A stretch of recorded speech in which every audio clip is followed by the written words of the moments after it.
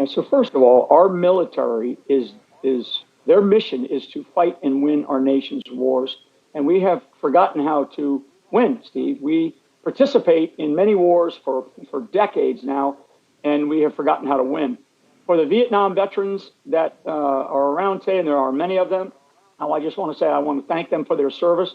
I think the number was about 50,000 that were killed in action, and clearly tens and tens of thousands were injured either through just war injuries, the physical and also the emotional and mental war injuries. So I want to thank all the Vietnam veterans that listen to your show and listen to this broadcast for their service.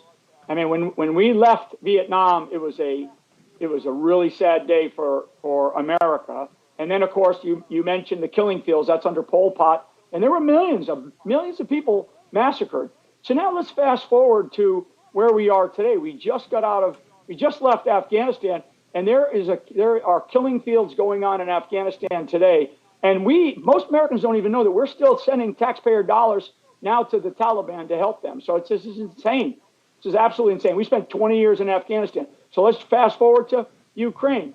We are about to enter a war, and I still haven't heard this administration even talk about any vital national security objectives. I don't know what our objectives are. We're going to creep into this war like we've crept into other wars like Vietnam, like Afghanistan, like Iraq, and this is going to be turned into an absolute disaster. I mean, you can't send the kinds of weapon systems that we're sending to Ukraine without putting boots on the ground. And this is just more of the same. I mean, the $110 billion with a B that we are giving to Zelensky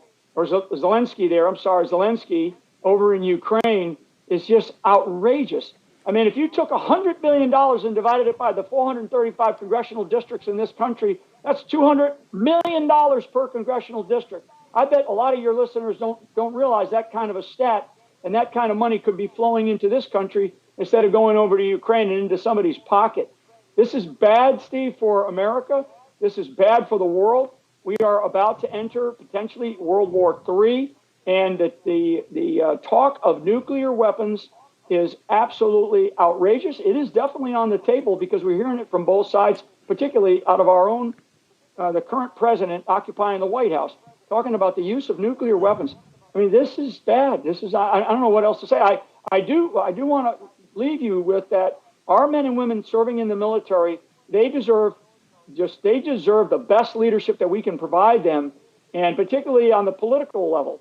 And I just don't see that happening. And that includes both parties. There are both parties, and we have a lot of Republican senators that voted for this bill going into this money going into Ukraine. And you've got senators like Senator Lindsey Graham that are pushing tanks, our best tanks. You can't just send a tank in there without training them, without managing all that. So this is crazy stuff.